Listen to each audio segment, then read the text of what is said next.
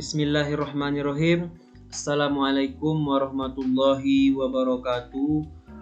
Perkenalkan, nama saya Habib Faiha dari kelas Network System Administrasi 2 atau NSA 2. Pada kesempatan kali ini saya akan membuat sebuah tugas, yaitu tugas berbentuk video yang diberikan oleh dosen, yaitu tentang fungsi DHCP, web server, dan DNS, dan cara menghubungkannya pada sebuah aplikasi, yaitu Cisco Packet Tracker.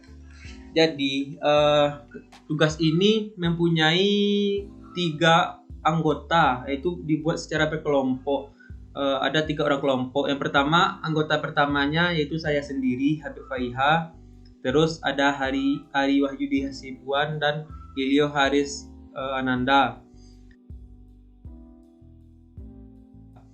Jadi pada kesempatan video ini saya akan menjelaskan beberapa potongan video, yaitu potongan di awal saya akan menjelaskannya, yaitu tentang penggabungan web server, DNS dan DHCP. Jadi untuk tidak lama, langsung saja kita menjelaskan apa sih itu DHCP, apa sih itu web server, dan apakah itu DNS. Untuk itu saya akan menjelaskan tentang web server. Yang web server itu sendiri adalah perangkat lunak yang memberikan layanan data yang mempunyai fungsi untuk menerima permintaan HTTP atau HTTPS yang dikirim oleh klien melalui web browser. Kalau kita menggunakan di browser, kalau di Cisco Packet Tracker ini, web server ini berfungsi untuk menampung DNS dan DHCP. Server tersebut sudah ada, jadi kita hanya perlu mengaktifkan bagian HTTP-nya nanti. Kemudian apa sih itu DHCP? DHCP ini memiliki fungsi utama, itu mendistribusikan IP address secara otomatis kepada setiap klien komputer. Jadi di setiap server itu kita mengatur IP address-nya, lalu secara otomatis akan terhubung pada komputer klien atau PC-PC yang ada pada komputer tersebut. Dia mendistribusikan jaringan IP address yang telah kita setting tadi. Karena alokasi IP address dapat ditentukan secara otomatis dan dalam satu kali kerja. Kemudian selanjutnya yaitu apakah itu DNS server yang biasa dipanggil. DNS tersebut merupakan sebuah database yang besar yang berfungsi menyimpan semua IP address. Misalnya nanti kita membuat sebuah mail tersebut kita setting melalui atas persetujuan DNS, ibaratnya seperti itu. Kita harus men-setting DNS-nya atau mendaftarkan mail tersebut kepada DNS, baru bisa mail tersebut digunakan secara langsung. Baiklah, untuk itu langsung saja kita masuk pada bagian videonya. Pada video pertama kita membutuhkan server web, dan server web ini kita gabung dalam satu server saja, yaitu ada DHCP, ada DNS, dan ada web server. Kemudian kita membutuhkan 3 buah server klien, yaitu PC1, PC0, PC1, dan PC2. Lalu kita setting pada bagian servernya, yaitu IP konfigurasi. Kita membuat IP address-nya 192.168.1. Kita langsung saja kita klik subnet mask agar otomatis terisi pada bagian layar. Kita beralih kepada DHCP, kita on-kan, dan IP address yang kita buat tadi kita memulainya dari 1, maka tadi kita mulainya dari 1, maka kita buat pula 10 di sini. 10 tadi ya. Kita save. Kemudian maksimum numbernya tersebut ada 256. 254 biasanya juga bisa digunakan. Kemudian lanjut ke HTTP. Ini merupakan web server, pengaturan web servernya. Kita langsung saja untuk mengaktifkan HTTP-nya di bagian HTTP. Kemudian di bagian DNS kita on-kan, kita daftarkan nama record-nya, yaitu www.nsaif2.com. Kemudian kita masukkan alamat IP address yang tadi, yaitu 192.168.1.1. Kemudian kita add. Kemudian kita langsung kepada menu DHCP. Kita isi DNS servernya, yaitu 192.168.1.1. Kita save lagi, dan agar terdaftar kepada otomatis terisi pada PC klien. Kemudian kita membuat switch, yaitu merupakan penghubung antara server dengan PC klien. Kita buang beberapa 3 komputer tersebut, dan kita tambahkan PT Switch NM1CFE sekitar 2 buah. Kita penuhkan sebelumnya tadi kita matikan dulu untuk membuang dan menambahkannya. Setelah kita tambahkan, lalu kita on-kan kembali.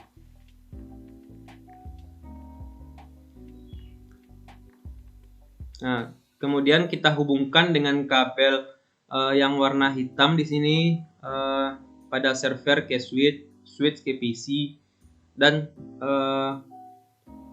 mengatur konfigurasinya nanti.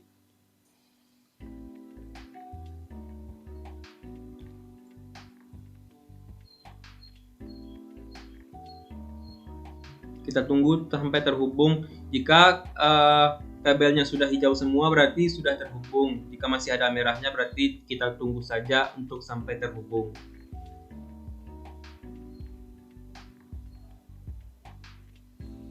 Jika sudah terhubung, kita langsung saja kepada bagian PC.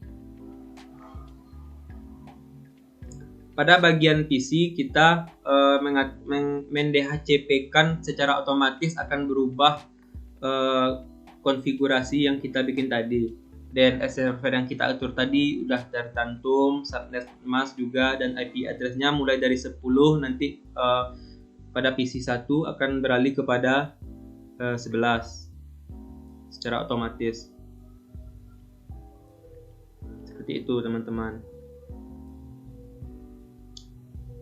Nah, kalau sudah seperti ini, konfigurasi kita sudah selesai, maka kita tinggal mentes pada command prompt dengan melakukan ping IP address. Kita tes pada IP address apakah masuk atau tidak. Kemudian kita ping pula pada PC klien, yaitu kita tadi memulainya dari angka 1.10, apakah sudah lanjut. Jika tertulis reply, maka konfigurasi yang kita lakukan berarti sukses. Pada PC 2 dan selanjutnya juga seperti itu. Ini kita coba memanggil URL dari server pusat tadi pada web server IP address-nya. Yaitu jika sudah tercantum seperti ini, welcome to Cisco Packet Tracker, opening doors to new opportunities mean with open. Maka aktivasi yang kita lakukan yaitu sudah benar.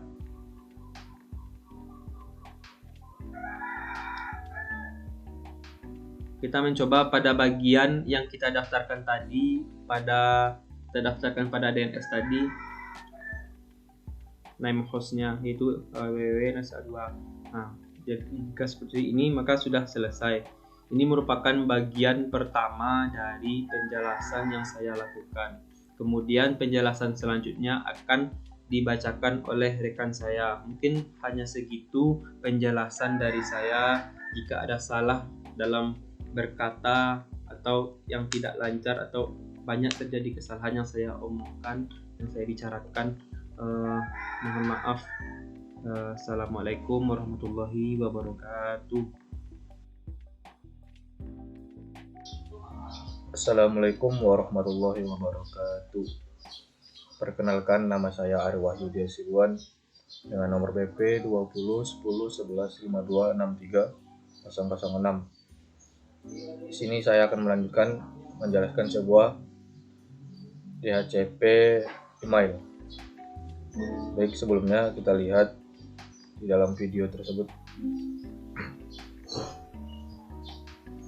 Yang pertama, kita memerlukan satu buah server. Yang kedua, kita memerlukan satu buah PC. Dan yang ketiga, kita memerlukan satu buah PC juga lagi. Baik, di sini kita namanya bisa kita rubah dengan DHCP email.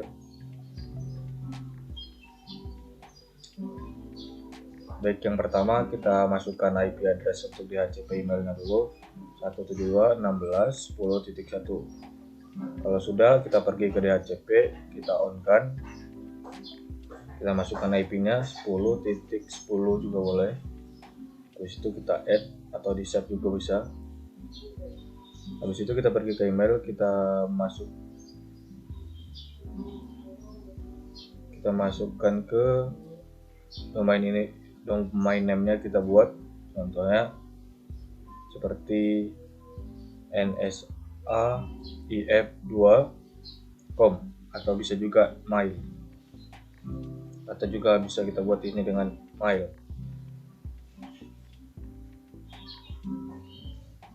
Habis itu kita buat user, contohnya PC3, passwordnya sama PC3 juga, lalu ditambah. Begitu juga PC4, sama passwordnya lalu tambah. Seperti juga PC0, passwordnya PC0 lalu ditambah. Begitu juga PC1, passwordnya PC1 ditambah.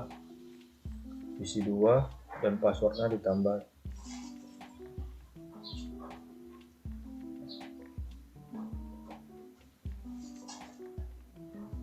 Baik, setelah itu kita memerlukan satu buah switch. Lalu ini gunanya untuk menambahkan port-port untuk kita masukkan dengan menggunakan kabel cross nanti. Ya, di sini kita menggunakan kabel cross dari server ke switch, dari PC ke switch, dari PC4 ke switch lagi.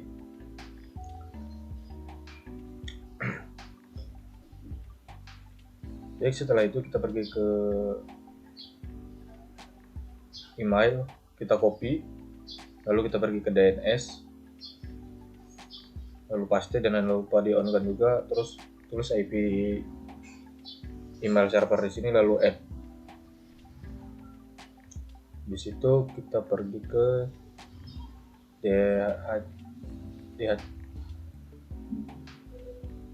kita tunggu sampai hijau. Di sini kita lihat masih warna kekuning-kuningan.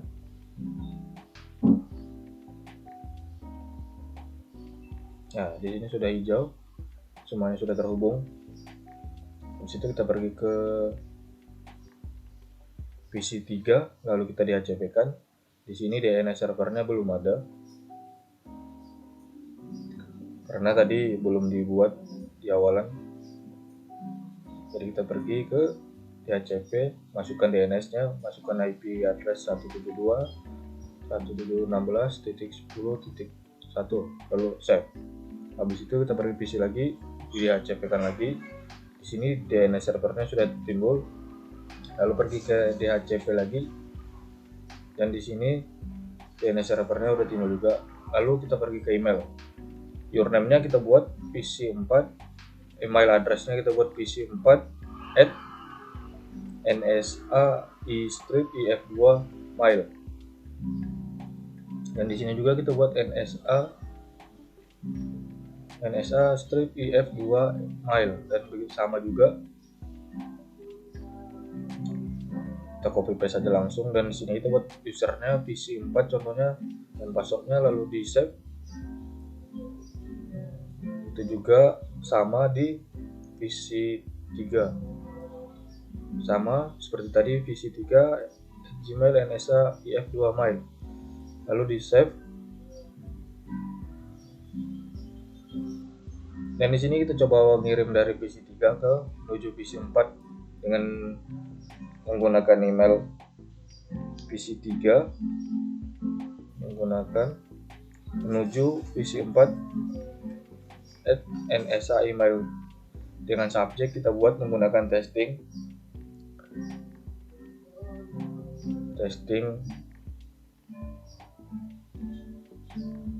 kita buat tes kirim email ke PC 4. Kita coba send. Di sini kita lihat sudah sukses. Kita periksa ke PC 4. Di sini sudah ada email yang sudah terkirim dari PC 3 tadi, dan kita coba untuk membalas email tersebut.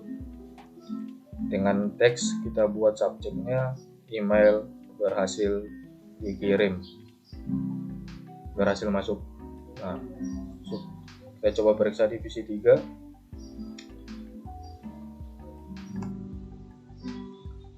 Di sini di PC 3 email yang sudah kita balas dari PC 4 sudah masuk ke PC 3 dengan subjeknya email berhasil masuk. Jadi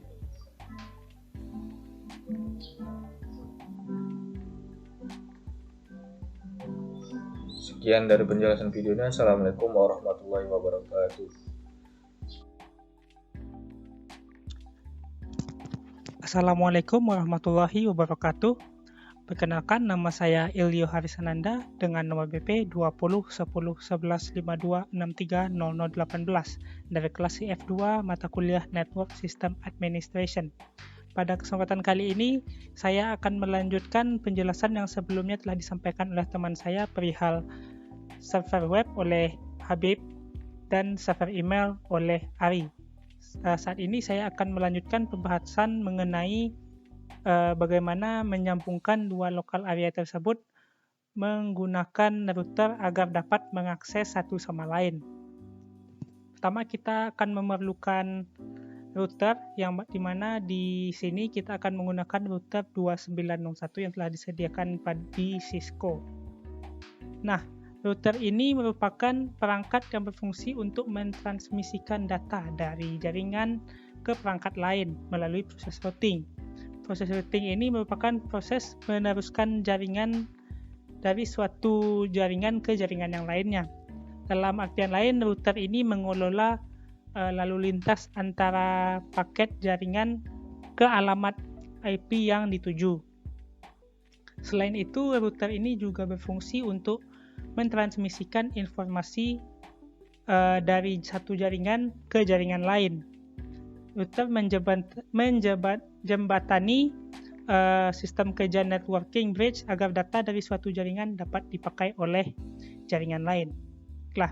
Router ini nantinya akan kita sambungkan ke switch yang ada pada masing-masing local area servernya menggunakan kabel Cooper straight through.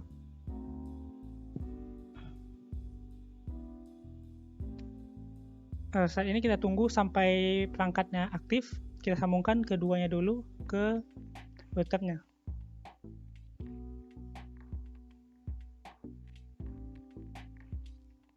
Setelah ini kita akan melakukan konfigurasi dari kabel gigabit Ethernet 0 yang tersambung dengan switch PT yang ada pada server web. Kita akan beri konfigurasi yaitu 192.168.1.254. Itu jumlah maksimal yang bisa mengaksesnya. Jangan lupa untuk kita aktifkan perangkatnya. Dan untuk yang di gigabit Ethernet 0 yang tersambung pada switch pada server email akan kita beri IP konfigurasi 172.16.10.254. Setelah ini kita akan menunggu hingga router ini tersambung ke switch masing-masing server. Nah, setelah tersambung, nantinya IP yang telah dikonfigurasikan pada router akan kita jadikan sebagai default gateway pada masing-masing server yang ada. Nantinya pemberian default gateway ini akan silang ya. Jadi default gateway untuk server web akan menggunakan IP yang tersambung dengan switch email dan sebaliknya. Default gateway untuk server email akan tersambung dengan IP yang ada pada switch web.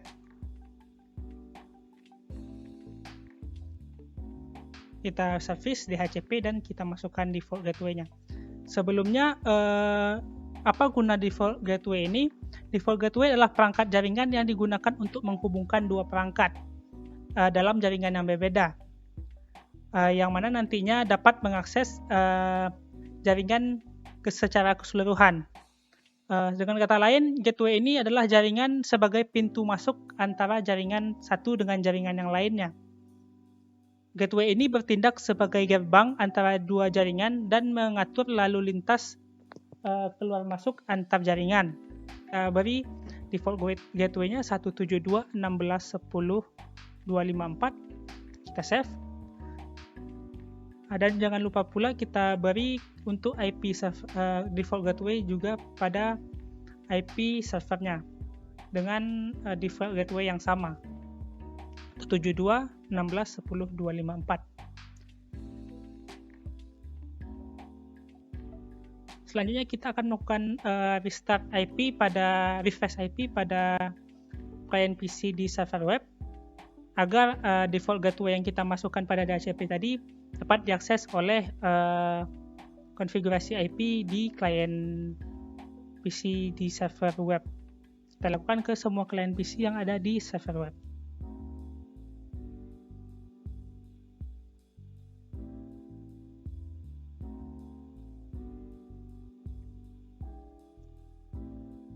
Nah, langkah yang setelah kita lakukan tadi, kita lakukan di server email juga. Kita masukkan default gateway-nya 192.168.1.254, save, dan kita beri juga default gateway-nya pada konfigurasi IP servernya yang sama. Selanjutnya kita lakukan refresh pada client PC-nya. Client PC yang berada di server email.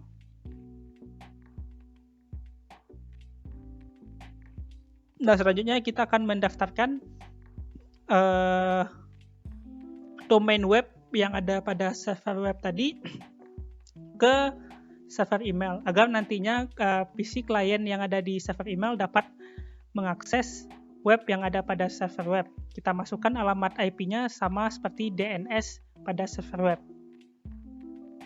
Kita lakukan pengujian, kita coba menggunakan web browser. Pertama kita gunakan IP saja untuk mengakses webnya. Kalau sudah terlihat di tampilan Cisco Packet Tracer ini, berarti webnya sudah dapat diakses. Selanjutnya kita akan coba akses menggunakan domain yang sudah didaftarkan tadi, www.nsa-pf2.com. Seperti di tampilan ini, berarti klien PC pada server email sudah dapat mengakses web yang ada pada server web. Selanjutnya kita akan mencoba ping klien PC yang ada di server web.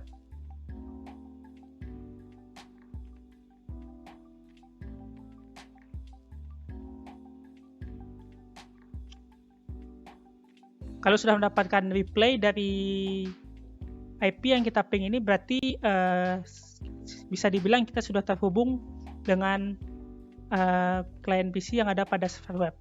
Selanjutnya kita akan mengatur agar klien PC yang ada di server web untuk dapat mengakses email server yang ada di server email. Kita daftarkan domain emailnya yang ada pada server email tadi di server web. Kita masukkan alamat IP-nya 172.16.10.1.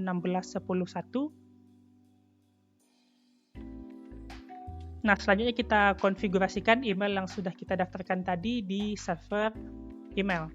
Untuk PC0 dan email address-nya pc0@nsif2.mail. Dan server information-nya incoming dan outgoing mail servernya di nsif2.mail.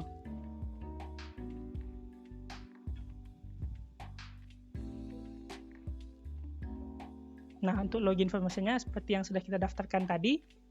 PC0, username-nya PC0 dan password-nya sama. Nah, langkah tadi kita ulangi pada PC1 dan PC2.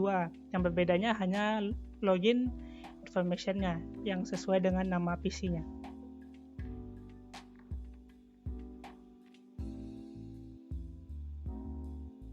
Nah, setelah ini kita lakukan pengujian mengirim email dari PC2. Kita coba ke salah satu klien PC yang ada di server email.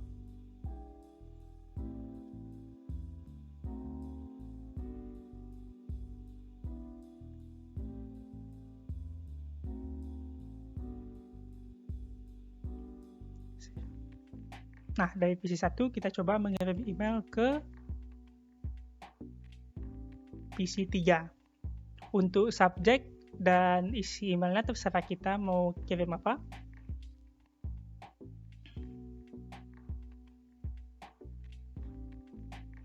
Send. Nah, dapat kita lihat di bawah kalau email kita sudah sukses dikirim. Hanya kita akan ngecek di PC 3-nya. Kita lihat di receive. Nah, dapat kita lihat bahwa PC 1 berhasil mengirim email ke PC 3 dan PC 3 dapat mengakses email yang dikirim dari PC 1 tersebut. Kita coba lakukan balas email dari PC 1 tersebut.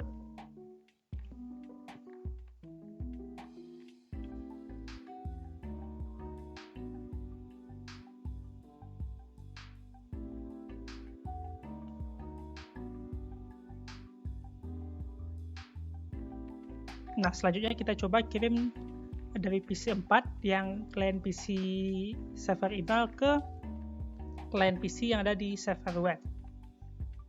PC 4 mengirim email ke PC 0. Lagi subjek dan isi emailnya terserah kita untuk mengujinya.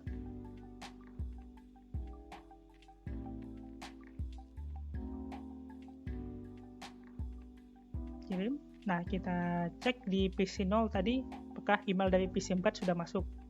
Nah, dapat kita lihat bahwa email dari PC 4 sudah masuk ke PC 0. Nah, dengan begitu, pengaturan router dan default gateway kita sudah berhasil. Nah, maka setiap klien PC yang ada baik di server email atau di server web sudah dapat mengakses konten-konten yang ada pada server satu sama lain. Dengan bantuan router sebagai penghubung dan default gateway sebagai pintu agar lalu lintas data informasi dapat diakses. Baiklah, segitu dari kelompok kami. Mohon maaf apabila ada kesalahan. Saya perwakilan kelompok Ilyu Habisananda mengundurkan diri. Assalamualaikum warahmatullahi wabarakatuh.